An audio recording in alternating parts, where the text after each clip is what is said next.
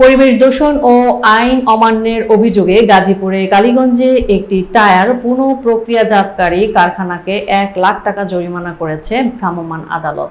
গাজীপুরের কালীগঞ্জ উপজেলার শিমুলিয়া ইউনিয়নের উত্তর সময় এলাকায় অবস্থিত ইউরিনকো বাংলাদেশ নামের একটি কারখানায় পুরনো টায়ার পুড়িয়ে ফার্নেস অয়েল উৎপাদনের মাধ্যমে দীর্ঘদিন ধরে পরিবেশ দূষণের অভিযোগ উঠে আসছিল।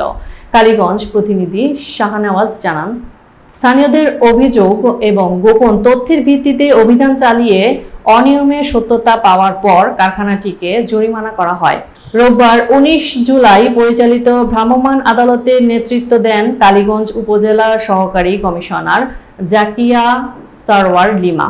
অভিযানে বাংলাদেশের পরিবেশ সংরক্ষণ আইন 1995 এর 6 ও 15 ধারায় প্রতিষ্ঠানটিকে 1,00,000 টাকা অর্থদণ্ড প্রদান করা হয়।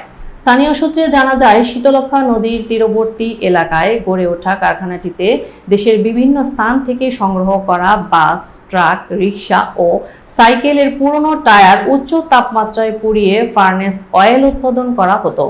এই জ্বালানি মূলত বয়লার পরিচালনা ও বিদ্যুৎ উৎপাদনে ব্যাহত হয়। অভিযোগ রয়েছে, পরিবেশ অধিদপ্তরের প্রয়োজনীয় অনুমোদন ছাড়াই দীর্ঘদিন ধরে কারখানাটি কার্যক্রম চলছিল।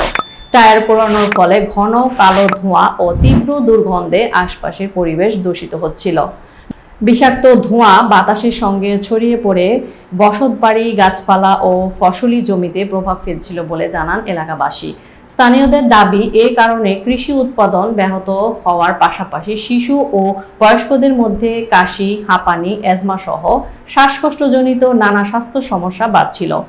বারবার অভিযোগ করা হলেও কার্যকর ব্যবস্থা নেওয়া হয়নি বলে অভিযোগ করেন তারা। অভিযান শেষে ভ্রাম্যমাণ আদালত কারখানাটিকে